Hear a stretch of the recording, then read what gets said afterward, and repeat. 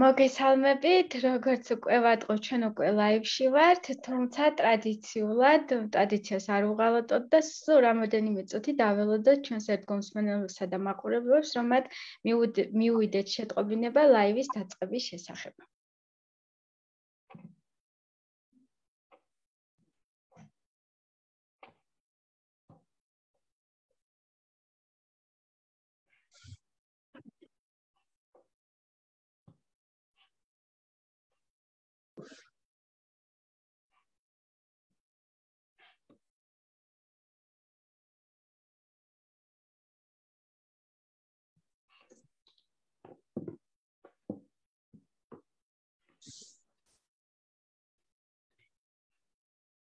შეგვიძლია დავიწყოთ და ნელ-ნელა შემოგვიერთდებიან ჩვენი ერთგული მაყურებლები და მსმენელები. დღეს ჩვენი თემა არის შეშემო ბავშვების მშობლების წინაშე არსებული ბარიერები და პრობლემები, რა სტიგმები არსებობს მათ წინაშე, ასევე რა დამოკიდებულება აქვს საზოგადოებას შეშემო ბავშვების მიმართ, ასევე რა დაკვირვებებს აწყდებიან შეშემო ბავშვების მშობლები და ასე შემდეგ.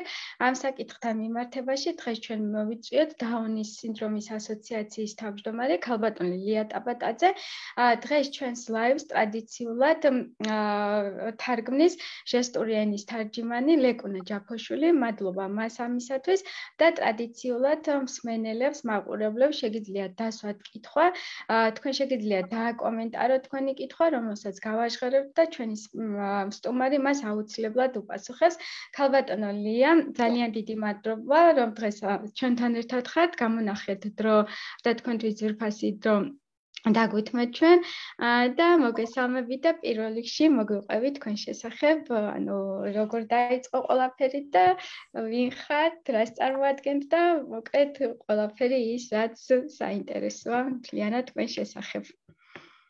მოგესალმებით მარიკო, მოგესალმებით ყველას, დიდი მადლობა მოწვევისთვის. ჩემს შესახებ როგორც წარმადგინეთ, მე გახლავართ ლია ტაბატაძე, ამჟამად საქართველოს დაუნის სინდრომის ასოციაციის ხელმძღვანელი. თუმცა ვარ უბრალო მშობელი გოგონასი დაუნის სინდრომით, რომელიც სულ მალე უკვე იანვარში 13 წლის გახდება და ფაქტობრივად უკვე 13 წელია ამ სფეროში მომიწია გარკვეული აქტივიზმი, რაც საბოლოო ჯამში ესეთ ორგანიზაციულ გაერთიანებად ჩამოყალიბდა. პირველ რიგში ყველაფერი დაიწყო სწორედ სტიგმით, რომელიც თქვენ ახსენეთ შეხვედრის დასაწყისში, რამაც მიბიძგა მე პირადად, რომ ქმედებები დამეწყო, ეს იყო სტიგმა, რომელსაც ბავშვის დაბადებისთანავე გადავაწყდი. პირველ რიგში დაიწყო იმით, რომ რაღაცნაირი ტრაგედია იყო მშობიარობისთანავე. ექიმები რაღაც ჩურჩულებდნენ, დუმილი მოყვა, ბავშვის გაყვანა, არჩვენება, ჩემი კითხვები და ბუნდოვანი პასუხები და რაღაც ესეთი რთული დეპრესიული ფონი. და როდესაც გავარკვიე თუ რატო იქცეოდნენ ასე და რა ხდებოდა, იყო ის, რომ ეჭვი იყო დაუნის სინდრომზე, არ იცოდნენ როგორ უნდა ეთქვათ ჩემთვის. და ანუ სწორედ ამან ეს იყო პირველი ჩემი საზოგადოებასთან ასე ვთქვათ შეჯახება. შემდეგ საავადმყოფოში გადაყვანა, მიმღებში, სადაც არ დამავიწყდება სასწრაფოთი გადაგვიყვანეს სხვათა შორის 3 დღის ბავშვით ხელში და მიმღებში მკითხეს, რომ შენო დედა ხარო და მეთქი კი და ძალიან გვიკვირსო და მეთქი რატო გიკვირს და აქო რომ მოდიანო მშობლებიო კედლებს თავს ურტყავენო და თქვენო ესე მშვიდად რო ხართო და ანუ ჩემას იმშვიდემ გაოცა და მე ანუ ეს სიტყვები არასდროს არ მავიწყდება და ჩემში გამოიწვია შინაგანი პროტესტი ამ ყველაფერმა. ეხა ისტორია ძალიან დიდია და ყველა დეტალს ვერ გავიხსენებ. მერე დაიწყო ნათესავები, მეგობრები, ანუ არავინ რო არ გილოცავს ბავშვის დაბადებას, ყველა რაღაცნაირად ენის ბორძიკით რო გეკითხება ამბავს და შენ უნდა უპასუხო, ის ვერ ბედავს რო კითხვა დაგისვას, დაუნის სინდრომი არის თუ არა. ამ დროს ხო იცით საქართველოში როგორ არის, არაფერი არ იმალება არსად. და არც ვაპირებდი, რა თქმა უნდა, უბრალოდ დავინახე ეს, რომ ძალიან ახლო ნათესავებს და ოჯახის წევრებსაც კი ძალიან უჭირდათ ამ თემაზე საერთოდ საუბარი. ვერ გეტყვით, რომ მეც არ მიჭირდა, ანუ ურთულესი დღეები გავიარე ემოციური, თუმცა მივხვდი ერთ რაღაცას, რომ როდესაც პირველად ამოვთქვი, რომ ჩემს შვილს დაუნის სინდრომი აქვს, ანუ ეს ძალიან მალევე მოხდა, მე თვითონვე მომეშვა გულზე და ანუ ჩემთვის ეს იყო რაღაცა ჩემი შინაგანი აღმოჩენა, რომ უნდა აღიარო პირველ რიგში საკუთარ თავთან, შემდეგ იმ ადამიანებთან, სადაც ცხოვრობ თუ ხარ სოციუმში და უბრალოდ მიაწოდო ინფორმაცია, ანუ ბავშვიდან კი არ მოდიოდა პრობლემა, მოდიოდა გარემოდან და ამიტომ ამ გარემო მიბიძგა, რომ რაღაც ცვლილებები შემეტანა სწორედ გარემოში და არა ბავშვში. შემეცვალა გარემო და არა ჩემი შვილი. და ანუ ამან გამოიწვია ყველაფერი. მე ვეძებე საერთაშორისო გამოცდილებები, ვნახე რომ რაღაცა ტიპის კამპანიებია, ანუ ცნობიერების ამაღლების მიმართულებით. საქართველოში იმ პერიოდში იყო აბსოლუტური სიბნელე ინფორმაციასაც როცა ვეძებდი, 1-2 სამედიცინო სტატია ვნახე და სრული დავნეულობა გამოიწვია ჩემში და უარესად დამაბნია. მართლა რაც მე ყველაზე მეტად დამეხმარა, ეს იყო ინფორმაცია. ინფორმაცია, რომელიც სამწუხაროდ ქართულ ენაზე არ მოიპოვებოდა. შემდეგ რაღაცა პერიოდის მერე ვიპოვე რამდენიმე მშობელი უკვე 5-6 წლის ბავშვების და მათი მხარდაჭერით, მათი გამოცდილებით მეც მივიღე გარკვეული მხარდაჭერა და ინფორმაცია. სწორედ იმ პერიოდში იყო დაწყებული ადრეული განვითარების პროგრამა. მაშინ თუ არ ვცდები, მთელ პროგრამაში ჩართული იყო დაახლოებით 80-მდე ბავშვი და ერთ-ერთი ჩემი შვილიც იყო. დღეს უკვე ეს პროგრამა 2000-მდე ბავშვს ფარავს, ძალიან ცოტა, რით 13 წლის ჭრილში რო შევხედოთ ამ პროგრესს, მაგრამ ნუ მაშინ იყო ესე ვთქვათ პირველი ნაბიჯები ამ პროგრამის, რაც ძალიან დამეხმარა, ანუ როგორც ბავშვის განვითარებაში, ისე ჩემს ემოციურ სტაბილურობაში და ნუ ესე იწყება ჩემი როგორც მშობლის აქტივიზმი. ვიპოვე რამდენიმე მშობელი, გავაერთიანეთ ჩვენი ძალები და საერთო საკითხი რაც იყო, რომ ეს სტიგმა რაღაცნაირად დაგვეძლია. და აი მართლა რომ ინტუიციურად აკეთებ რაღაცებს, თან დასამალი რამ აქვს და არასდროს ამაზე არ უმალავ ამ ინფორმაციას, ანუ მე მყავს 2 შვილი, თეოდორა არის მეორე შვილი, რომელსაც დაუნის სინდრომი აქვს და მათი მამა, ასე ვთქვათ, დატოვა ოჯახი და ფაქტობრივად მარტო ვზრდი დღემდე მარტოხელა დედა ვარ, ასე ვთქვათ, რომელსაც არ აქვს ოფიციალური მარტოხელა სტატუსი და ამ ფონზე ანუ მიწევდა მარტო ოჯახური საკითხების დაგეგმა, მერე გარეთ რაღაც აქტივობების გაკეთება, მაგრამ ალბათ ეს ჩემი ახალგაზრდული წლები მეხმარებოდა. ეხლა რო ვფიქრობ, რო დამაბრუნო უკვე შეიძლება ვეღარ გავაკეთო ეს ყველაფერი, ანუ უფრო მეტი ენერგია ჭირდებოდა, რა თქმა უნდა. თუმცა ზუსტად მჯეროდა, რომ ცვლილებები დადგებოდა და ისე მიხარია, რომ დღეს მშობლები სულ სხვა გამოწვევებზე საუბრობენ და არა იმაზე, რაც 2x2-4-ია, რომ ეს არის სწორედ ამ წლების დამსახურების შედეგი. ზუსტად ვიცოდი, რომ ეს ცვლილებები დადგებოდა და ძალიან დიდი შრომა ამაში ჩადებული. ხვდებოდი სხვა ორგანიზაციებს, ბევრი საკითხი არ ვიცოდი და არ მესმოდა. ამ გადმოსახედიდან ბევრი შეიძლება არასწორი რაღაცების დავგეგმე, ბევრი სწორი, მაგრამ ფაქტია ის, რომ ბევრი რამე შეიცვალა საზოგადოებაში და სწორედ ამას მოყვა. ეს ჩვენი ჭრელი წინდების კამპანია, რომელიც 2014 წლიდან დავიწყეთ, 2012 წლიდან 21 მარტის აღნიშვნა დავიწყეთ. მახსოვს, თეოდორა იყო დაახლოებით რამდენიმე თვის, ანუ იანვარშია დაბადებული და მარტში ვნახე, რომ საერთაშორისო ორგანიზაციების სხვა განვითარებული ქვეყნები აღნიშნავდნენ ამ დღეს. ოღონდ მაშინ არაფორმალური დღე იყო, გაეროს არ ქონდა ოფიციალურად დადგენილი და მივიხედე და ჩვენთან იყო სრული დუმილი და სირცხვილი. ამაზე ხმამაღლა საუბრის და რაღაცა ესეთი ნაწყენი ბლოგი გამოვაქვეყნე, რომელიღაც საინფორმაციო წაიღო მერე სრულად დაუგეგმავად, სადაც პირობა მივეცი ჩემ თავს და საზოგადოებას, რომ ესეთი დუმილი ამ დღეს აღარასოდეს არ იქნებოდა, ოღონდ არ ვიცოდი ეს როგორ უნდა გამეკეთებინა, მაგრამ ზუსტად ვიცოდი და შევცვლიდი. და რეალურად ესეც მოხდა, ხო? რაღაცნაირად დღეს საქართველოში აღარავის უკვირს, აღარც ეს დღე, აღარც დაუნის სინდრომის მქონე ადამიანები მეტნაკლებად მოახერხეთ ისიც, რომ სამეთყველო ენიდან ამოგვეღო, როგორც დამაკნინებელ კონტექსტში გამოყენებული სიტყვა.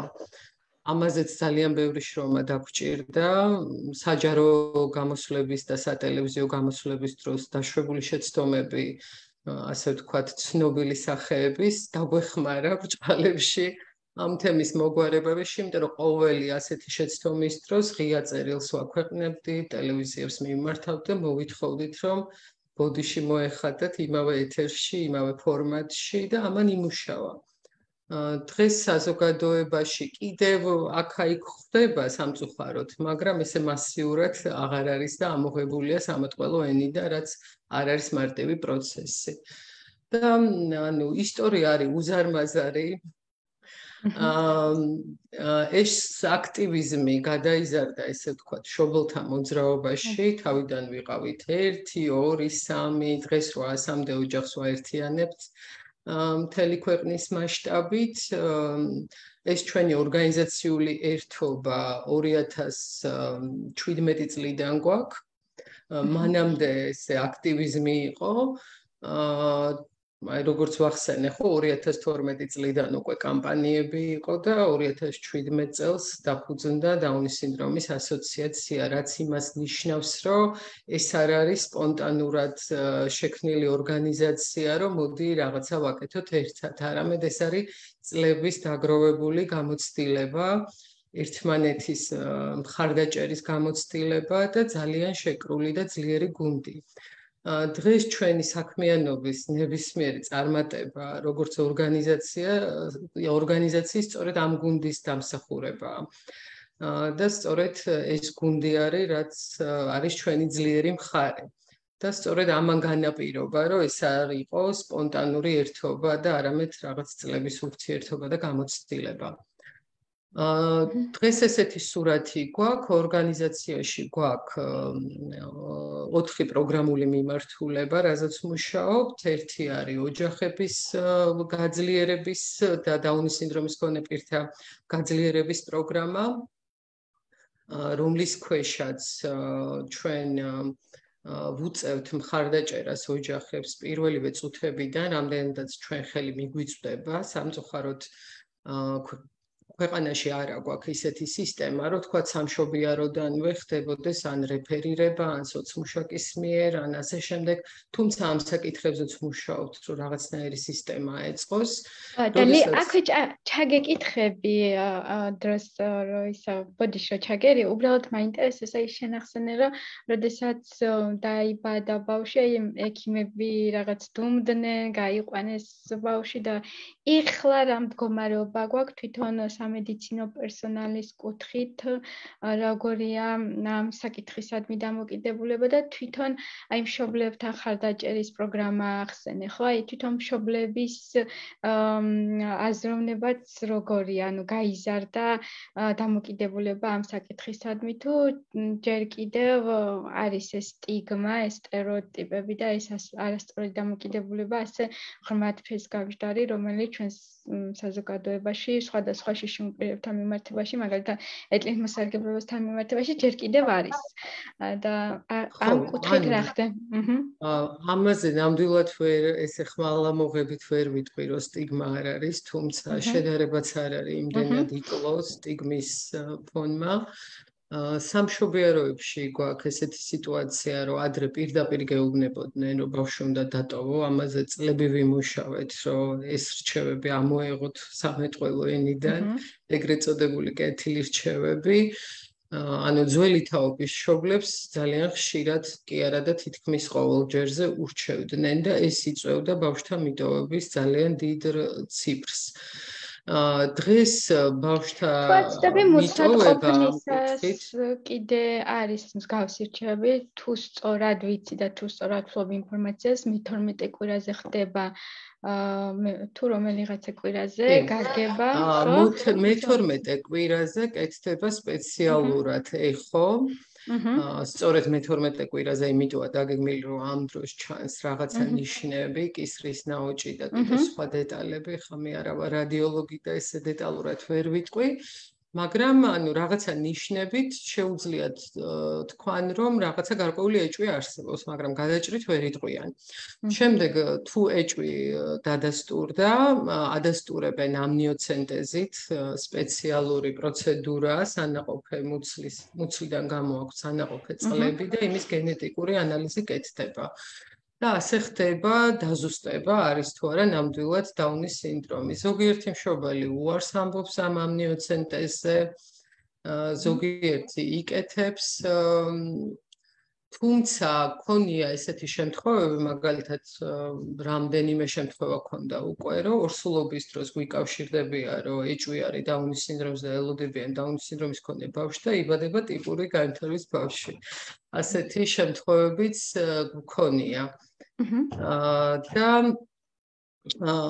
შესაბამისად, ანუ და დარჩენილან მერე ჩვენს ჯგუფში, ანუ ჩვენ გვაქვს ჩვენი დახურული ჯგუფი, მშობელთა კლუბი, დაახლოებით 2000-მდე მშობელია იქ გაწევრიანებული, ემატებიან ახლებიც და ესეთი წევრები გვყავს ჯგუფში, რომლებიც ორსულობის დროს ეჭვობდნენ, რომ დაუნის სინდრომის მქონე ბავშვს ელოდებოდნენ და დღესაც ჩვენი მეგობრები და ხარდამჭერები დარჩნენ. ცვლილებები, რო ვთქვა, რომ ანუ გადაჭარბებით პოზიტიური გვაქვს, არა გვაქვს, მაგრამ ეს ერთმნიშვნელოვნად, რომ ურჩიონ დატოვება აღარ ხდება. Ქონდა ჩვენ ინტენსიური შეხვედრები სამშობიაროს მედპერსონალთან, პანდემიამდე ქონდა ესეთი თანამშრომლობა ჯანდაცვის სამინისტროსთან, მიტოვების პრევენციის კუთხით დაიგეგმა გარკვეული ღონისძიებები და ძალიან აქტიურად ვიყავით ჩართული და უშუალოდ ნეონატოლოგებს და სამშობიაროს პედიატრებს ხვდებოდით. იყო ესეთი დამოკიდებულებაც, რომ თითქოს ჩვენ ყველაფერს სწორად ვაკეთებთ, ეხლა რატო მოგვიყვანეთ ამ შეხვედრაზე, ანუ თითქოს ყველაფერი იცოდნენ, მაგრამ როდესაც პირად ისტორიას ისმენდნენ და ისმენდნენ ჩემს გამოცდილებას, ხვის გამოცდილებებს, რამდენიმე შემთხვევა მქონია, რომ ცრემლები წამოსვლიათ თვითონ ამ მედპერსონალს და მე ცალკე გავუყვანივარ და ბოდიშები ვხდიათ, რომ ეხლა ვხდებიო, მე რო ეს უთხარიო ერთ-ერთ მშობელსო, შეიძლება როგორი სტრესი მივაყენეო. ანუ ესეთი სქემა გვაქვს, ანუ სამწუხაროდ არის ორი მხარე და აუცილებელია დიალოგის გამართვა მათ შორის. რომ ზოგჯერ გონია, რომ ჩემს მოვალეობას ვასრულებ პროფესიულად, მაგრამ ამის უკან რა შეიძლება მოყვეს, რა ემოციური სტრესის მიყენება შეიძლება მოყვეს, ხო? თან მით უმეტეს ვიცით ჩვენ, რომ მშობიარობის შემდეგ ისედაც ხშირია დეპრესიები დედებში, ხო? ეს პოსტსამშობიარო დეპრესია ცნობილია. და ეს არ არის, ასე ვთქვათ, ძალით გამოწვეული, ხდება ესე, ხო? და მით უმეტეს, როდესაც კიდე ესეთი ფონი იქნება გარშემო, ძალიან მნიშვნელოვანია მშობლის მხარდაჭერა პირველივე წუთებიდან, ემოციური, ფსიქოლოგიური, ინფორმაციული და არა ის, რომ რაღაცა ეს რა ბავშვი დაიბადა და ნუ აღარ ჩამოვთვლი იმ საშინელ კითხვებს და რეკომენდაციებს, რასაც რისი პრაქტიკაც სამწუხაროდ ჯერ კიდევ აქ-იქ ხდება. გასაგებია. ლია, თვითონ შშმ ბავშვების უფლებრივი მდგომარეობა როგორია ჩვენთან? ანუ ვიცით, რომ კონვენცია იცავს, საქართველოს კონსტიტუცია იცავს, მაგრამ პრაქტიკაში როგორ ხდება ამ, ასე ვთქვათ, უფლებების რეალიზება და როგორია მათი მდგომარეობა? ზოგადად როგორი უფლებრივი მდგომარეობაც აქვს ზოგადად ბავშვებს ანალოგიურ უფლებრივ მდგომარეობაში იმყოფებიან შეზღუდული შესაძლებლობის მქონე ბავშვებიც და კიდევ უფრო რთულში. იმიტომ რომ იქ კიდევ სხვა საჭიროებებიც დგას დღის წესრიგში. საერთოდ მე არაერთხელ მithქვამს, რომ ჩვენს ქვეყანაში ბავშვები არ გვიყვარს. და ეს არ არის ასე ვთქვათ რიტორიკული ნათქვამი, იმიტომ რომ ყველა ფაქტი ამაზე მეტყველებს. რო გადავხედოთ ზოგადად ბავშვთა პროგრამები როგორი გვაქვს ხო, სოციალურად დაუცველი ბავშვების რაოდენობა, ხშირად შეზღუდული შესაძლებლობა ხდება სოციალურად დაუცველობის წინაპირობაც. იმიტომ რომ იმდენ ხარჯებთან არის რაღაცეები დაკავშირებული, რომ ხშირად ვერ აუდის ოჯახი ამ ხარჯების გასტუმრებას და შეიძლება არ იყოს სოციალურად დაუცველი და იქიდან გამომდინარე, რომ სახელმწიფო ვერ უზრუნველყოფს იმ პირველადი საჭიროების დაკმაყოფილებას, ამიტომ შეიძლება გახდეს სოციალურად დაუცველი. ეს ერთი. მერე პროგრამები რაც იგეგმება ბავშვებისთვის, ძირითადად ხდება დედაქალაქსა და სხვა დიდ ქალაქებში. პატარა რეგიონებში, განსაკუთრებით სოფლებში და კიდევ უფრო განსაკუთრებით მაღალმთიან სოფლებში ფაქტობრივად არაფერი არ ხდება. და არანაირი მხარდამჭერი მომსახურებები ბავშვებს ადრეულ ასაკში არ აქვთ. და რთულია ამ ბავშვების მხარდაჭერა. ასევე რო შევხედოთ სიტუაციას საბავშვო ბაღებში. ვიცით უკვე რომ საბავშვო ბაღებსა და სკოლებში ჩვენ შვილებს აღარ აქვთ შეზღუდვა, ინკლუზიური განათლება ყველგან გვაქვს. თუმცა ხარისხზე ვერ ვილაპარაკებთ, ანუ ყველა კარი ღია, მაგრამ ხარისხი არის როგორი, ანუ ადამიანურ რესურსზეა დამოკიდებული, სად როგორი ხდება და არა ის რომ თქვათ სისტემა გამართულია ასე.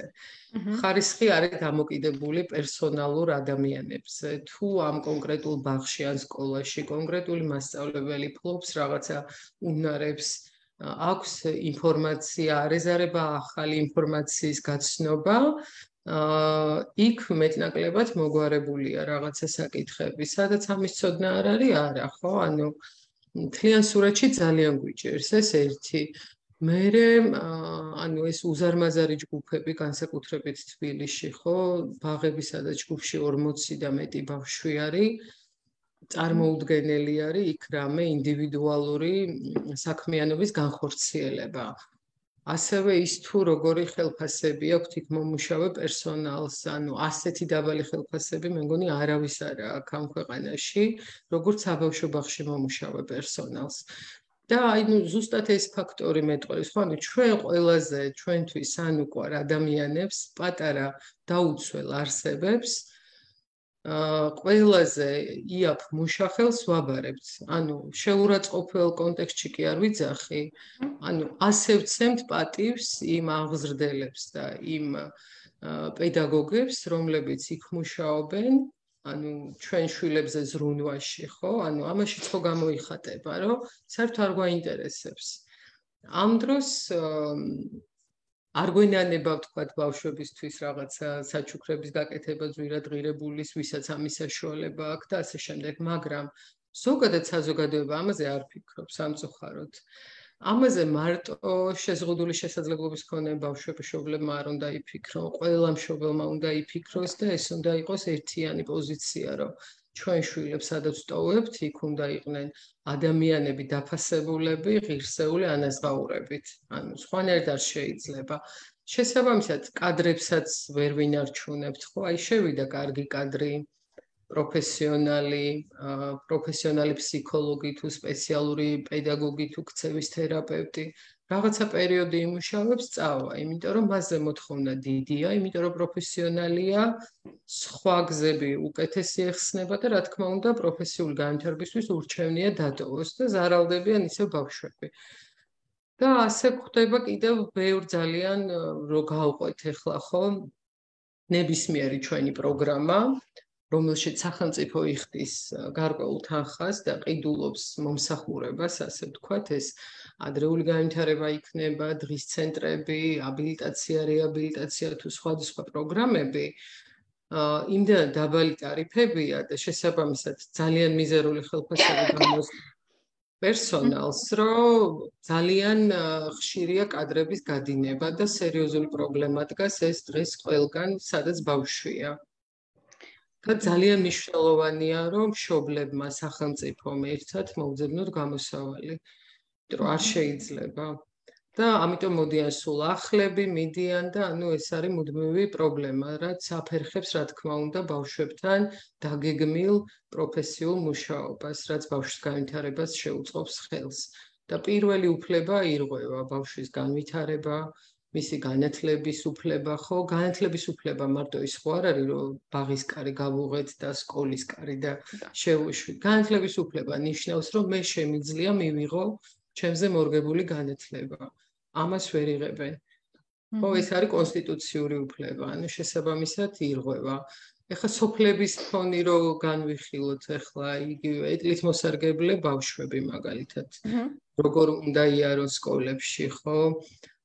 იგივე თბილისი რაღაც შორს წავიდეთ. ძირითადად არის პანდუსები, შედიან პირველ სართულზე, მეორე, მესამე და მეოთხე სართულზე, რა თქმა უნდა, ვერადიან. ანუ ესეც ხო არის ანუ ძალიან ბევრ აქტივობაში ვერ იღებენ მონაწილეობას. თან ვიცით, რომ თქვა შეიძლება ფიზიკის ოთახი ან ქიმიის ოთახი იყოს მეოთხე სართულზე, ტრადიციულად ასეა ხოლმე რაღაცნაირად ლაბორატორიები და ათას საინტერესო რამ ბიბლიოთეკები და ამაზე წვდომა არა აქვთ, ან უნდა ხელში აყვანილი აიყვანონ და ეს ძალიან დამთრგუნველია ბავშვისთვისაც და ანუ წარმოუდგენელია ამის კეთება და დღემდე 2012 წლიდან გვაქვს ინკლუზიური განათლება, მას მერე გავიდა რამდენი წელი? 10 წელი გავიდა და ვერ მოვაგვარეთ ის, რომ ბავშვები პირველ სართულს გაცდნენ და ყველა კლასში შეძლონ ღირსეულად თავის თანატოლების გავსად ჩაერთონ საგანმანათლებლო პროცესში.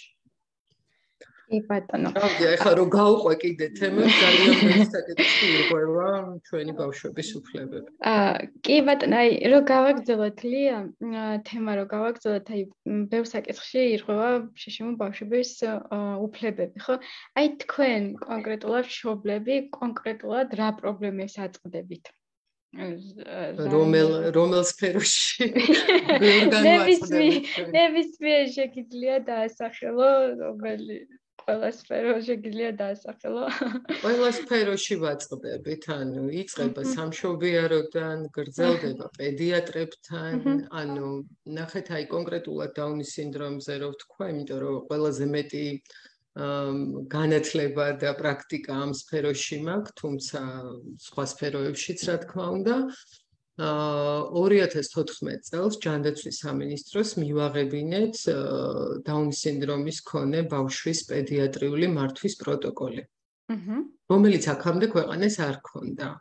ანუ ამ ბავშვებს სჭირდებათ სპეციალური კვლევები. შეიძლება არ ქონდეს, თქვათ, გულის რაღაც პრობლემები, ან თვალის, ან თქვათ, ფარისებრის და ასე შემდეგ, ეხლა აღარ ჩამოვყვები, რა რისკები შეიძლება იყოს, თუმცა პროტოკოლის მიხედვით გვიწერია, რომ ეს რისკები ამ ასაკში აუცილებლად გამოიკვლიეთ და დაასხვიეთ.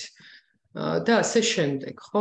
აი მაგალითად, ეხლა ცოტა დავამძიმებ ჩვენს საუბარს, ანუ ეხლა ხან სწორედ ლანჩხუთიდან ჩამოვიყვანეთ პატარა გოგონა ჯოენის კლინიკაში გამოკვლევებზე, 4 წლის არის და მას წლამდე უნდა ჩატარებოდა გულის ოპერაცია და სამწუხაროდ დაგვიანებულია, ხო, უკვე 4 წლისას ვერ უკეთებენ ფიზიკურად. და ძალიან ცუდია ეს ვითარება, ხო? ამიტომ არის აუცილებელი, რომ თავის დროზე გაგეცდეს კვლევა, აღმოჩენა და ჩარევა. და ზუსტად აი ფაქტის ახეზე გვაქვს, ხო? ანუ 2014 წელს მივიღეთ. აი რა გახდა პრობლემა, რომ პედიატრებმა მიაქციონ ყურადღება პროტოკოლი, რომელიც ატვირთულია ჯანდაცვის სამინისტროს ვებგვერდზე, არის ოფიციალური დოკუმენტი და ეს ყველა ექიმის ვალდებულებაა, რომ გაეცნოს ნებისმიერ პროტოკოლს, ნებისმიერ მდგომარეობებთან თუ რაღაცა კონკრეტულ საჭიროებებთან დაკავშირებით ეს ოფიციალური ვალდებულება აქვთ. ხო, ეს ჩემი მოგონილი ხო არ არის? არ იყენებენ კიდევ, ანუ იგივე ვთქვათ, როდესაც ბავშვი სადღაც კვლევაზე მიყვავს, ან ვიღაცა საავადმყოფოში მოხვდა, ანუ ჩვენი ორგანიზაცია ხშირად ამ კუთხითაც ეხმარება კომუნიკაცია კლინიკებთან. ისევ ჩვენ უგზავნით ამ პროტოკოლებს, ისევ ჩვენ ვეუბნებით, ეს უნდა გამოიკვლიო, ეს გააკეთე და აი ამაში გადის ჩვენი ძალიან ძვირფასი დრო და ენერგია, როცა თავის ვალდებულებას ჯეროვნად ვერ ასრულებენ. რა თქმა უნდა, ხა ყველა ექიმზე ამას ვერ ვიტყვი, მაგრამ თლიანი სურათი სისტემური არა გვაქვს დაალაგებული სამწუხაროდ. ასევე პრობლემა გვაქვს დაზღვევის მიმართულებით, მაგალითად. კერძო დაზღვევები არაზღვევენ თუ გაიგეს, რომ თქვათ არის რაღაცა გენეტიკური მდგომარეობა ბავშვობიდან, ხო? საყოველთაო დაზღვევა ყველა საჭიროებას ვერ ფარავს, განსაკუთრებით რაც პროტოკოლის გვჭირდება, იმას საერთოდ ვერ ხედავს საყოველთაო და ამიტომ სულ გვიდგას ეს დღის წესრიგში, რომ რაღაცა დამატებითი რესურსებია საჭირო. აქედან გამომდინარე შევქმნით ფონდიც, ანუ ჩვენს ასოციაციას აქვს ასევე ცალკე დაფუძნებული ფონდი, ვაგროვებთ შემოწირულობებს და ვაკეთებთ, ასე ვთქვათ, იმ აუცილებელ კვლევებს, რაც ბავშვებს ჭირდება. და ამ კუთხითაც მუშაობთ, ანუ ძალიან ბევრი გამოწვევა გვაქვს. ეს თქვათ სამედიცინო მიმართულებით, ხო? ძალიან ბევრჯერ გვირეკავენ მშობლები ამ გწერენ, რომ საბავშვო ბაღში რაღაცა პრობლემა ან დირექტორის დონეზე, ან მასწავლებლის დონეზე, ან ზეიმის დონეზე, რომ თქვათ მთელი ბავშვები ჩართეს რაღაც ზეიმში და ვიღაცა გამოტოვეს, იმიტომ რომ შეზღუდული შესაძლებლობა აქვს. ანუ ჯერ კიდევ ხდება სამწუხაროდ სკოლებში ძალიან ხშირად მოგმართავენ სკოლების მოსწავლეები, მშობლები და ძალიან ბევრ რიგ პრობლემებს აწყდებიან. განსაკუთრებით უქცევის დარღვევა. თუ ქცევის დარღვევა, მან იბნევა მთელი სკოლა, უკვე არ იციან როგორ მართონ და აქაც ისევე მივდივართ კადრების დეფიციტებამდე, პროფესიონალებამდე, ანუ ეს არ არის მშობლების მოსაგვარებელი, ზუსტად ამას გულისხმობ, როცა ვამბობ, რომ ჩვენს ქვეყანაში ბავშვები არ გვიყვარს. რო გვიყვარდეს, სხვანაირად დავგეგმავდით პოლიტიკას და მოვაგვარებდით, ხო? ნუ არ შეიძლება მართლა 10 წელი იყოს ინკლუზიური განათლება და ისევ იქ იყოს, სადაც იყო 10 წლის წინ. რაღაცა პროგრესი ხომ უნდა გქონდეს, დღეს უნდა ვსაუბრობდეთ ხარისხზე და არა იმაზე, რომ მადლობა, რომ სკოლის კარი ღიაა. ანუ ეს პერიოდი გავლილი გვაქვს უკვე.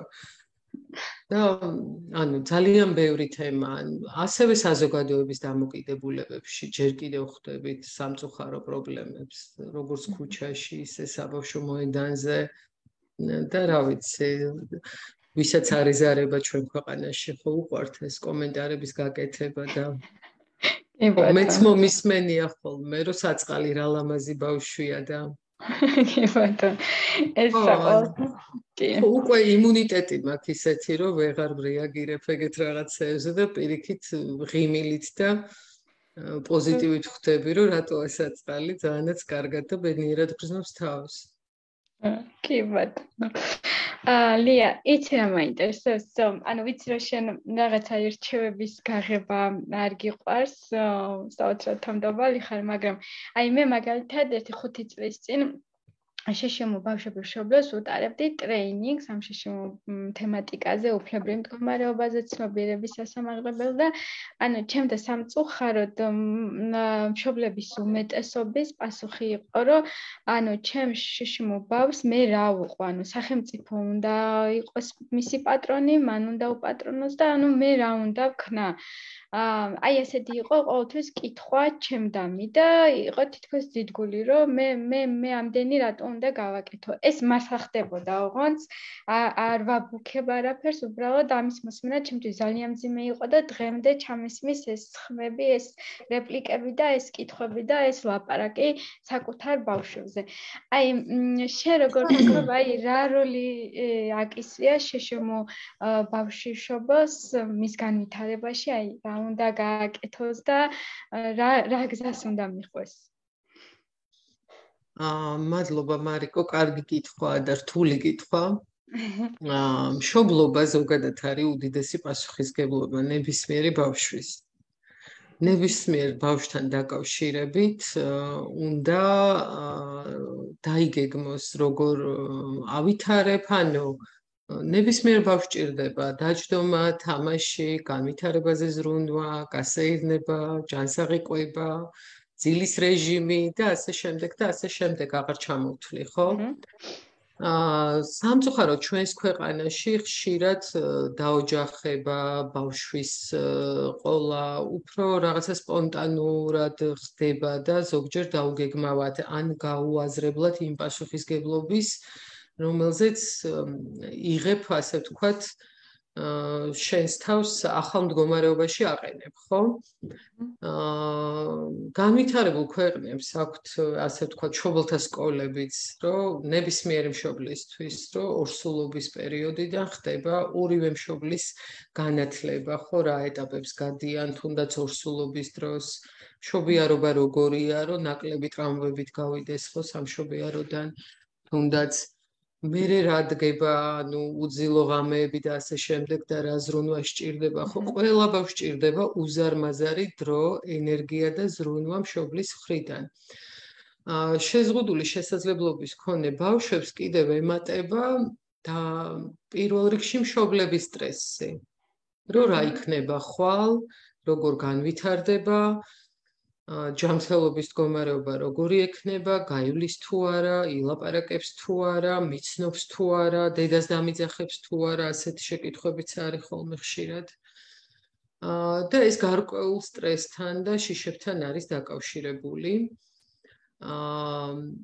და ვიტყოდი, რომ ზოგჯერ ეს ფაქტორი იწვევს რაღაცნაირად შეფერხებას მშობლის დამოკიდებულებაში. ეს მათი ბრალი არ არის.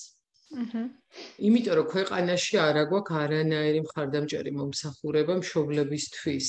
ანუ ჩვენ ყოველთვის ვლაპარაკობთ, რომ შეზღუდული შესაძლებლობის მქონე ადამიანი, ბავშვი, რა ჭირდება მას განვითარებისთვის, რა ჭირდება მას დამოუკიდებელი ცხოვრებისთვის. კი ბატონო, ყველაფერს ვეთანხმები, ნამდვილად სჭირდება ეს ყველაფერი.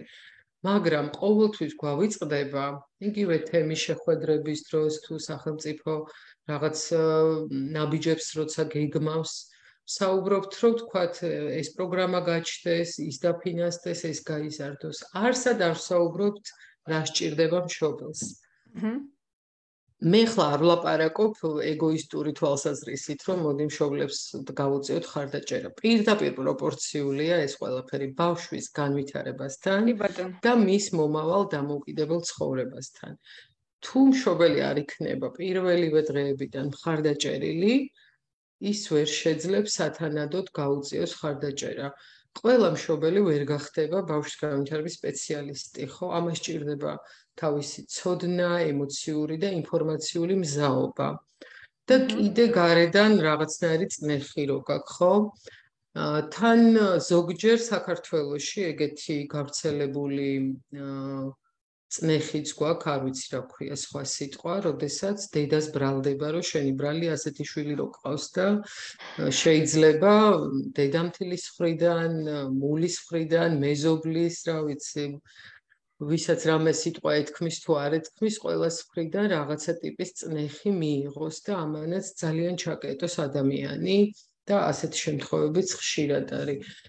ზოგჯერ არის, რომ ოჯახები ინგრევა ამის გამო და მხოლოდ დედაზე რჩება პასუხისგებლობა, ხო? და მერე იმ დედას უწევს გამკლავება გარემოსთან, ოჯახური რაღაცა კონფლიქტთან გამკლავება და ძალიან ბევრი ფაქტორია და ამ დროს მოდის მარიკო და მეუბნება, რომ შენი შვილის უფლებებია ეს, ამ დროს შენ უნდა გააკეთო ეს, იმ დროს ეს და უკვე გადამწვარი ხარ ადამიანი.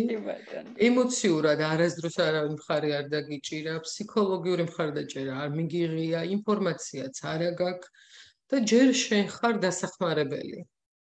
ამიტომ ძალიან მნიშვნელოვანია, რომ სახელმწიფომ სწორედ ეს გააკეთოს, ამ ნაწილში ვეთანხმები იმ მშობლების წუხილს, შეიძლება არასწორი აქცენტი დასვან, იმიტომ რომ რაღაცეები თლიან სურათში ვერ აღიქვან, მაგრამ სახელმწიფოს როლი მართლა უზარმაზარია, რომ აუცილებელია, რომ დაიგეგმოს მშობლების მხარდაჭერი მომსახურებები პირველივე წუთებიდან. განვითარებულ ქვეყნებში ნახეთ როგორ ხდება.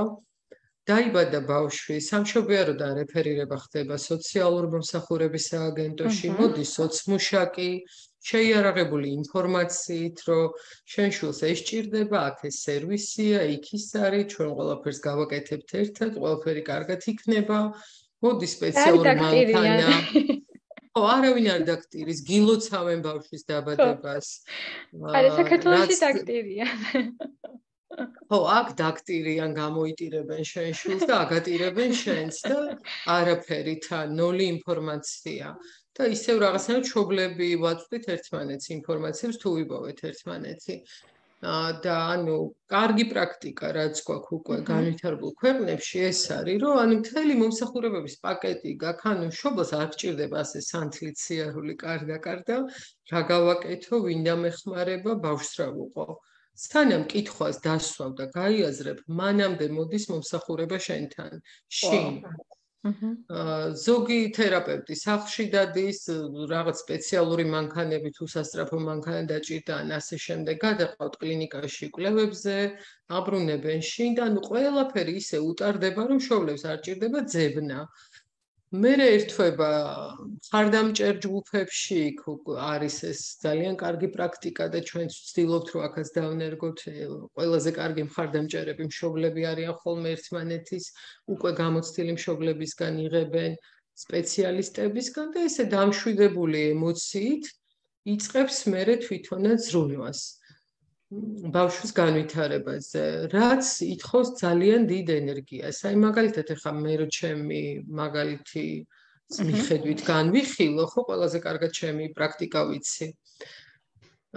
მე მყავს ორი შვილი, ხო, ერთი წლინახევრით უფროსია, მეორეზე. რომ მეგონა რომ ბავშვის განვითარების შესახებ ყველაფერი ვიცოდი და გადავიკითხე ყველანაირი კვლევა განვითარების შესახებ და ვიცოდი როდის რა სათამაშო და რა უნდა მეკეთებინა და როგორ მეთამაშა მასთან, რომ განვითარებაში ხელი შემეწყო.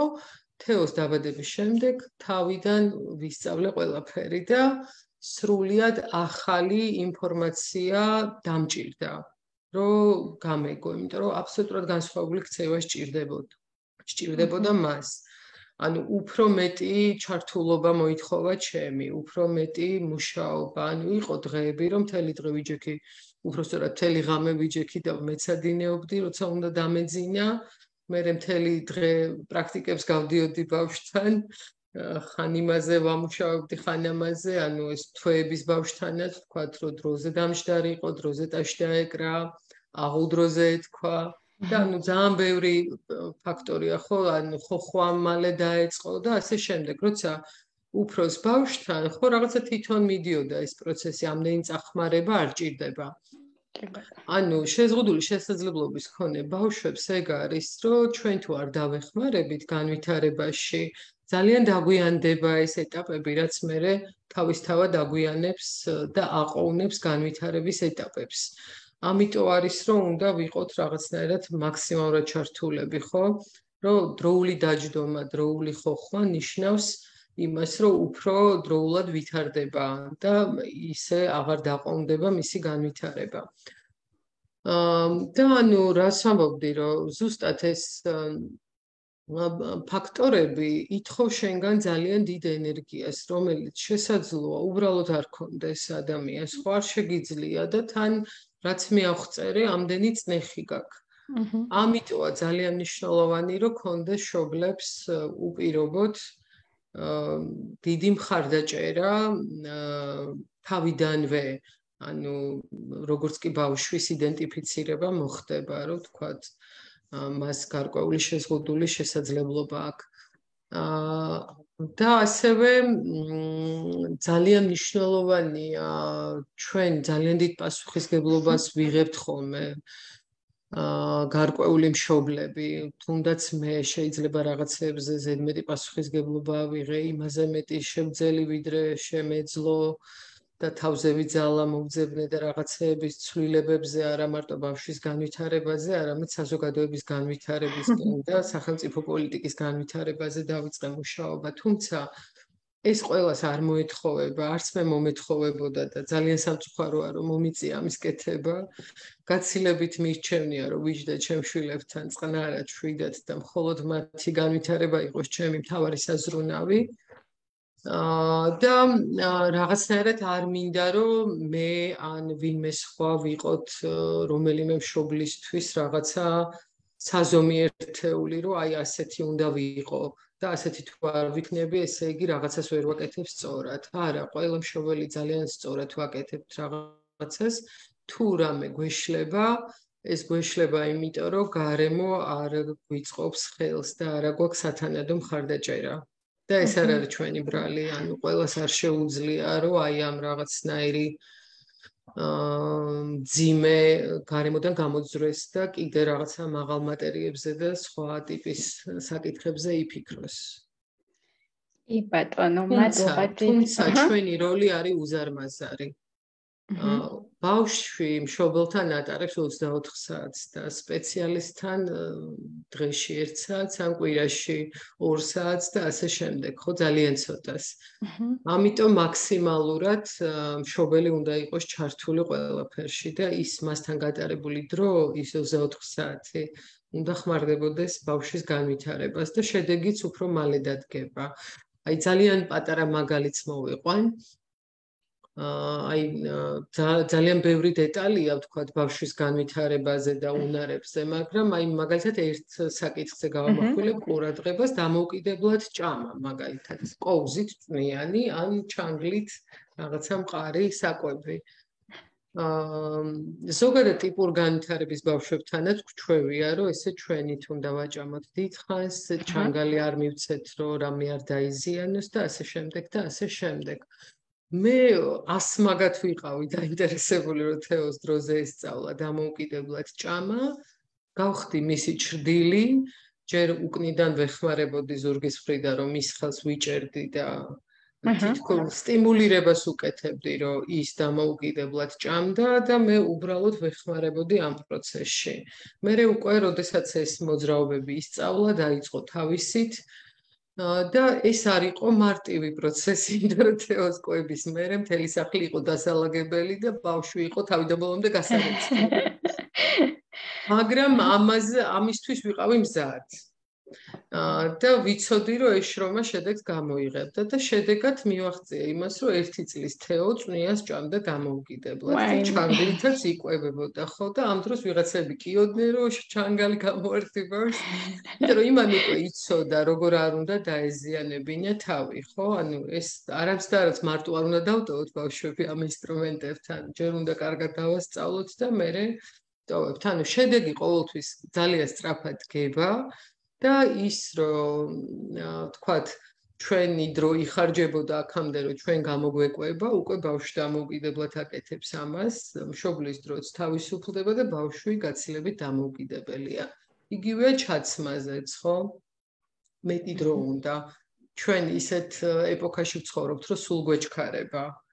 და ამ ჩვენ ბავშვებს მეტი დრო ჭირდებათ ჩაცმაზე და ზოგჯერ აქ ბავშვს ეს უნარი და მშობელი ვერ იწმენს და თვითონ ჩქარა უგვარებს ამ ჩაცმის პროცესს, ხო?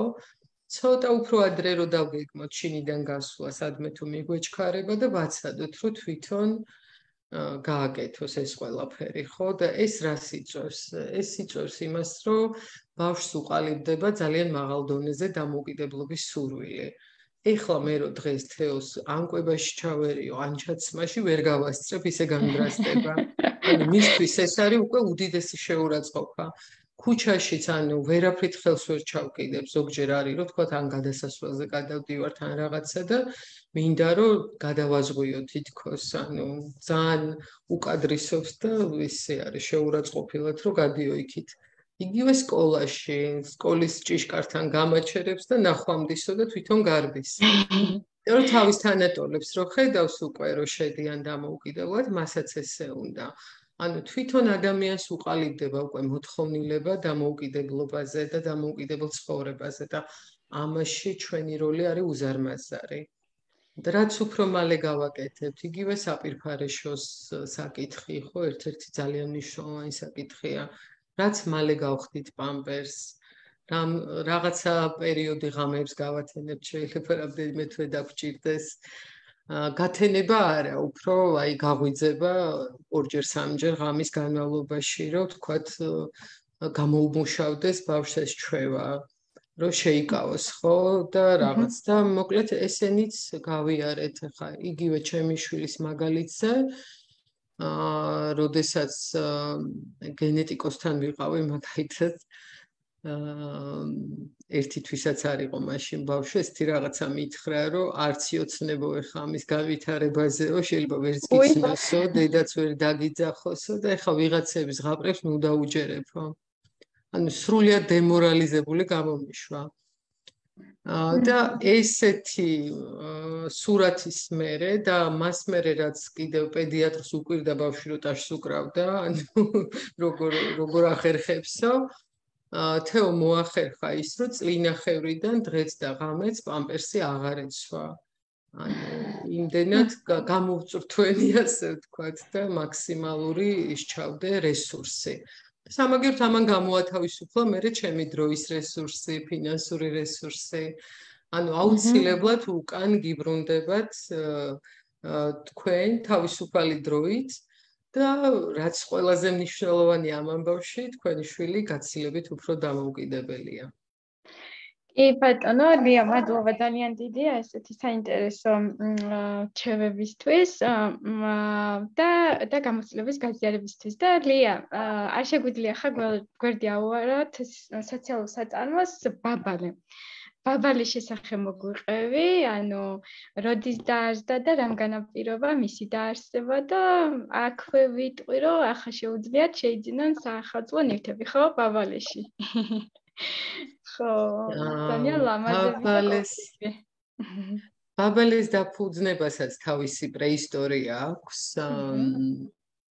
ესე იგი 21 მარტის პერიოდია 2013 წელი და მსოფლიო გზავნილია მინდა მუშაობა. მე ხა აღარ მოვყვები ეს მსოფლიო გზავნილები და თქვა საერთაშორისო ორგანიზაციებთან რა ტიპის მიმოწერები, ნუ მოკლედ ვიცით რომ ეს გზავნილია და განვითარებული ქვეყნები ამ გზავნილის გარშემო რაღაც ღონისძიებებს გეგმავენ. და ეს ის პერიოდია, როდესაც სამშობიაროში ჯერ კიდევ დაუნის სინდრომის გამო მშობლებს ეუბნებიან რომ ბავშვი უნდა დატოვო. ეს ის პერიოდია, როდესაც ინკლუზიური განათლება ესესაა დაიწყო. 2013 წელია წარმოიდგინეთ. 2012-ში გაიხსნა სკოლის კარი. და ამ დროს ჩვენ აქ რაღაცა ღონისძიებები დაგვეგეგმა და გვესაუბრა, რომ ჩვენს ბავშვებს რო გაიზრდებიან უნდათ მუშაობა. რაღაცა თითქოს ძალიან კონტექსტიდან ამოვარდნილი ჩანდა. ჩანდა რა იყო კიდეც. ამაზე ბევრი ვიკამათეთ, სულ 2-3 მშობელი ვიყავით მაშინ და ამ სამამ მშობელმა მოკლედ ძალიან ბევრი ვიკამათეთ, გაგვეკეთებინა რამე ამ მიმართულებით თუ არა, იყო იმის რისკი, რომ ძალიან სასაცილოები გამოვჩნდებოდით და არაადეკვატურები, რომ ეხლა გველაპარაკა მუშაობაზე და ეს ის პერიოდია, როდესაც თან მაგ პერიოდში გიგო გავიცანიში უკაშვილი დღეს უკვე მთელი საქართველო იცნობს ჩვენ გიგოს იყო მაშინ მე-10 კლასში და რაღაც სპექტაკლებში იღებულობდა მონაწილეობას და აღფრთოვანებული ვიყავი მისი სამსახიობო ნიჭით.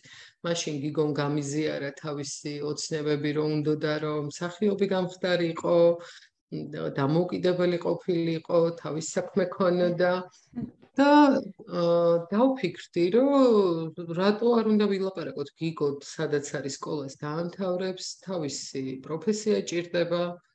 თავისი საქმე ჭირდება და რატომაც არა, მოდი დღეს ვილაპარაკოთ და ასევე გიგოს თანატოლები. მივიხედეთ, მოვიხედეთ და საქართველოში დასაქმების ფაქტი ფაქტობრივად არ ქონდა. ესეთი გამოცდილება. არა თუ დასაქმების ფაქტი, ანუ ამაზე ხმამაღლა კითხვასაც ვერ დასვავდი, ანუ ძალიან არაადეკვატური შეკითხვა იქნებოდა. და გავაკეთეთ ვიდეო რგოლი, სადაც გიგო მონაწილეობს და უბრალოდ ამბობს ფრაზას, რომ უნდა მუშაობა, არის როგორც სამუშაოს მაძიებელი, იქ რაღაცა გაზეთში აკეთებს შემოხაზვებს, გადახაზვებს, რომ სამსახურს ეწევს და ხმარო საქართველოში ერთ-ერთი პრობლემა არის ეს დასაქმება და ამდენი 1000 ადამიანი ცხოვრობს, ხო? დავთხოვეთ 5 წამყვან ტელევიზიას იმ დროისთვის, რომ ეს ვიდეო რგოლი გაეშვათ ეთერში, 30 წამიანი ვიდეო გავაკეთეთ და მართლაც დაგვთანხმდნენ. დაახლოებით 1 კვირა თუ მეტი გადიოდა ამ 5 არხზე. ზუსტად ამ პერიოდში დაიწყო პროფესიული განათლების კუთხით ინკლუზიის დანერგვა, ანუ ინკლუზიური განათლება პროფესიულ სასწავლებლებში. და ყველა ტრენინგზე ტრიალებდა ეს ჩვენი ვიდეო რგოლი.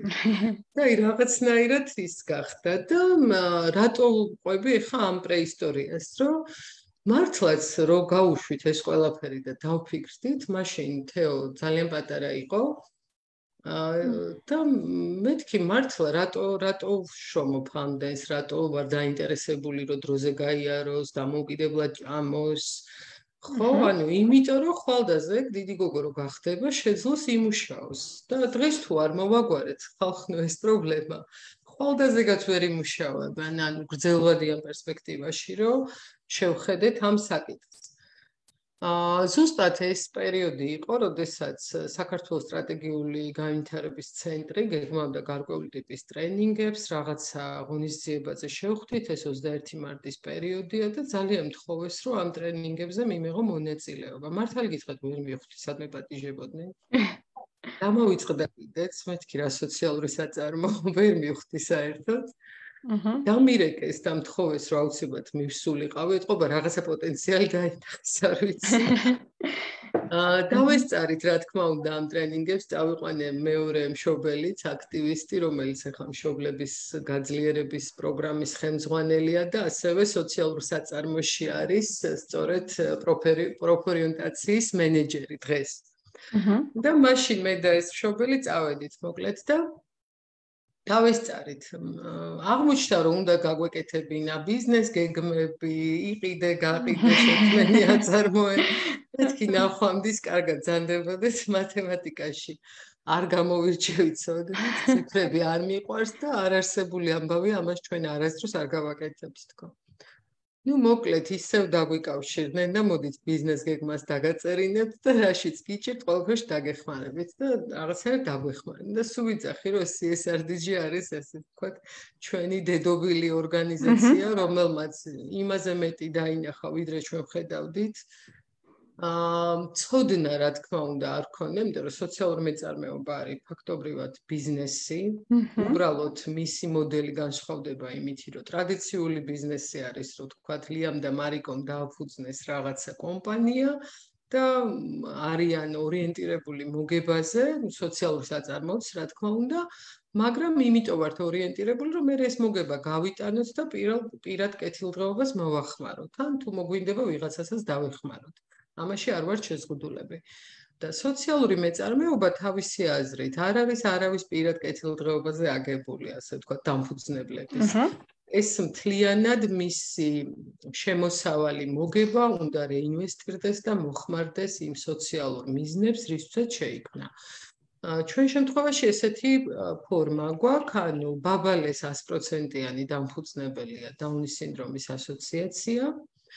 რითაც გადაზღვეული გვაქვს მომავალში, ანუ აქაც ეს დიდ სურათს უყურებთ, რომ 50 და 100 წლის მერე ჩვენ რო აღარ ვიქნებით, დამფუძნებელი ორგანიზაცია იყოს მისი 100%-იანი მფლობელი, რომ თუ ოდესმე ბაბალე ისეთ მოგებაზე გავა, რომ გატანა ვინმე შეძლოს რამე წილის, ეს იყოს მხოლოდ ასოციაცია და ისევ მოახმაროს იმ მიზნებს, რითაც შეიქმნა. და ანუ ესეთი სქემა გავაკეთეთ. ბაბალეზე ხა თვითონ რატო ავარჩიეთ handmade მიმართულება და ესეთი კრეატიული მიმართულება და არტი, ესეც ჩვენ პროფესიას უკავშირდება მხოლოდ და მხოლოდ, იმიტომ რომ პროფესიით ვარ ხელოვნებაცოდნე და ხა ვერ მოვიფიქრებდი სხვა ვერაფერს გარდა ხელოვნების, იმიტომ რომ ამ სფეროში ყველაზე მეტად მესმოდა რაღაცეები და ალბათ ამისი შედეგია ეს ჩვენი ულამაზესი ნაკეთობები და ფანტაზიის უშრეტი წყარო რაღაც პროდუქტები გვაქვს უკვე, სადაც კულტურული მემკვიდრეობის დეტალების მიხედვით იქნება დიზაინები და ჩვენი გოგობიჭების ნახატების მიხედვით, რაც ძალიან მახარებს, იმიტომ რომ ამით ჩემ პროფესიულ ჭიასაც ვიხარებ. ანუ რაღაცას ვიკმაყოფილებ ამ ჩემ პროფესიულ მხარესაც, რომელიც სამწუხაროდ მომიწია და მივატოვე. ოღონდ პირველივე წლებში არა. უკვე სადღაც 2015-16 წლიდან უკვე ნამდვილად დავტოვე ეს სფერო, იმიტომ რომ მთლიანად შეზღუდულ შესაძლებლობას მიუძღვენი ჩემი თავი და რომ მეკითხებიან ხოლმე, რომ კიდევ სადმე თუმშა ვარ და 100%-ით ვარ შეზღუდული შესაძლებლობის სფეროში ჩართული. ჯერჯერობით, თუმცა აქაც ვფიქრობ, რომ გარკვეულ შედეგებს როცა მივაღწევთ, რაღაცნაირად უნდა ამ სფეროდან გავიდე, იმიტომ რომ ჩემი რესურსიც ამოწურვადია, უბრალოდ ვიქნები დამფუძნებელი გულშემატკივარი და ყველაფერში მონაწილე, მაგრამ არა ამდენი პასუხისგებლობებით. და ესე შეიქმნა ბაბალე, რომლის თავარი მიზანი არის დამოუკიდებელი ცხოვრების ხელშეწყობა, ადამიანების დასაქმება, ვისაც აქამდე არ ვასაქმებდით და ყველაზე მთავარი არის ის, რომ აი რო ხო ვახსენე პროფორიენტაციის მენეჯერი ყავს თქო, ანუ ჩვენთვის ძალიან მნიშვნელოვანი საკითხია ეს. ანუ სანამ მოვა ადამიანი დასაქმებამდე, იქ არის ძალიან ბევრი პროცესი გასავლელი. რაზეც აქამდეც ახლა წინა ნაწილში ვილაპარაკეთ, ხო, განათლების უფლების საკითხში. როდესაც ბავშვი ვერ იღებს სათანადო აკადემიურ განათლებას, იქ ჩვენ ვერ ვისაუბრებთ პროფორიენტაციულ განათლებაზე. რომ აღმოაჩინოს თავის თავში რაღაცა უნარები, გაეცნოს სხვადასხვა პროფესიებს, დარწმუნდეს რისი კეთება უნდა, ხო? ამასაც რაღაცნაირად ვიღებთ ჩვენს თავზე იმ ფარგლებში, რისი საშუალებაც გვაქვს. თუმცა ესეც გვინდა, რომ უფრო მასშტაბურ მომსახურებად ვაქციოთ ბაბალეს ბაზაზე, ანუ ჩვენთან ერთის მხრივ მოზარდები, ჩართულები არიან ამ წინა პროფესიულ განვითარებაში, შემდეგ გადადიან სტაჟირების ეტაპზე, თანამშრომლობთ პროფესიულ სასწავლებლებთან, დაგვყავს ამ პროფესიულ სასწავლებლებში, პანდემიამდე აქტიურად და ეხლაც უკვე ნელ-ნელა ვიწყებთ ასევე და სხვა შორის პანდემიის დროსაც რამდენიმე აქტივობა მოვახერხეთ, სხვადასხვა ბიზნეს კომპანიებშიც ვაკეთებთ ხოლმე გასვლას, აი მაგალითად ზარეულის პროფესია მოსინჯეს რუმსის სასტუმროში, რომელიღაც რესტორანში მიმტანის პროფესია, რაღაც გაეცნენ, რაღაც თქვათ მეურნეობებს როგორ ხდება, ხო და ბევრ საინტერესო საკითხს და რაც თორე მოსინჯეს, ანუ ჩვენს ბავშვებს აუცილებლად სჭირდებათ იმისთვის, რომ აი მე რო დავждე და უბრალოდ მოუყვე რა არის, თქვათ მზარეული, უფრო რთული იქნება აღსაქმელად, ვიდრე ის რომ ვაჩვენო და თან მით უმეტეს თვითონ გააკეთოს ამის სიმულაცია, ხო?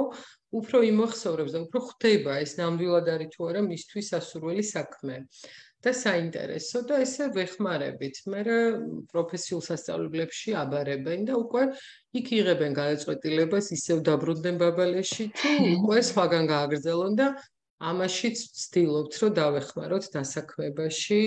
ბევრ კომპანიასთან გვაქვს ურთიერთობა, რამდენიმე წლის წინ სხვა შორის იყო წამოსული მოთხოვნები დასაქმების მიმართულებით, ეს პანდემიამდე ვამბობ. პანდემიის პერიოდში ცოტა შეჩერდა, იმიტომ რომ ყველაფერი შეჩერდა. მაგრამ საუბედუროდ არ ქონდა მზაკადრი, ასე ვთქვათ, ხო? ანუ ყველა ბიზნესი დაინტერესებულია, რომ ადამიანი ჩაერთოს და მართლა ქონდეს საქმე და არ იყოს უბრალოდ იქ, ხო? და ჩვენი ინტერესიც ეს არის, რომ უბრალოდ კი არ იჯდეს და ხელფასი ტყუილად ერიცხებოდეს, არამედ რეალურად მისი საქმე გამოძებნოს და აკეთოს. და ამისთვის გვჭირდება ეს მთელი უნარების განვითარება, რაც მანამდე უნდა მომხდარიყო. და იქიდან გამომდინარე, რომ 2012-ში დაიწყო ინკლუზიური განათლება, პროფესიული კიდევ უფრო გვიან, ხო? არ იყო მომზადებული, ასე ვთქვათ, შესაბამისი კადრები. დღეს უკვე ძალიან ბევრი მოზარდი ყავს, რომელსაც სხვა უნარები კარგად აქვს განვითარებული, უკვე პროფესიულებში სწავლობენ, ზოგმა დაამთავრა და ახლა უფრო აქტიურ ეტაპზე ვართ. მოთხოვნაც გაიზარდა როგორც ბაბალეში, ისე ღია ბაზარზე დასაქმების მიმართულების და იმ მართლა ძალიან გარდამავალ პერიოდში ვიმყოფებით ახლა, როდესაც უკვე ძალიან ბევრ ადამიანს უდგას ეს საჭიროება და მოთხოვნილება. ასევე მნიშვნელოვანია, რომ რეგიონებიც გააქტიურდნენ ამ მიმართულებით, არაერთი რეგიონის მშობლები მთხოვენ ხოლმე, რომ კონსულტაცია გაუწიოს სოციმეწარმეობის მიმართულებით და ამ კუთხითაც ვარ ჩართული, რაც თავის მხრივ ძალიან კარგია. და იმედი მაქვს, რომ რაღაცნაირად შევცვლით სურათს. არ არის აუცილებელი, რომ ჩვენები მხოლოდ სოციალურ საწარმოებებში იყვნენ დასაქმებულები. პირიქით, ბევრგან უნდა იყვნენ და ეს არ უნდა იყოს ერთადერთი ადგილი და რაღაცნაირად ვცდილობთ, რომ ესეთი ადგილი იყოს ბაბალი და ესეთი მოდელი შევქმნათ, რომელსაც მერე თქვა სხვებიც წაიღებენ, რომ ვასაქმებ ჩემთანაც და ვეხმარები სხვაგან დასაქმებაშიც. კი ბატონო ლია, უღრმესი მადლობა, რომ ჩვენთან ერთად იყავი. ძალიან დიდი მადლობა ამ საინტერესო 1 საათისთვის. მე კი ვემშვიდობები ჩვენს ერთგულმსმენელსა და მაყურებლებს. გილოცავთ დამდეგშობა ახალ წელს, სიხარული, ბედნიერება და უამრავი წარმატება მოეტანოს თქვენთვის 2023 წელს და რა ვიცი, ყველაფერი საუკეთესო თქვენ. მადლობა დიდი მადლობა მარიკო. მეც ვისარგებლებ შემთხვევით და ყველას წინასწარ ულოცავ დამდეგშობა ახალ წელს. და რა ვიცი, ამდენ პრობლემებზე აღარ გველაპარაკოს 2023 წლიდან. კი ბატონო, მეც ვისურვებ, რომ უფრო ნაკლები პრობლემები გქონდეს. მოკლედ, ნახვამდის და ყველაფერი სიკეთე თქვენს ოჯახში. მადლობა დიდი ასევე.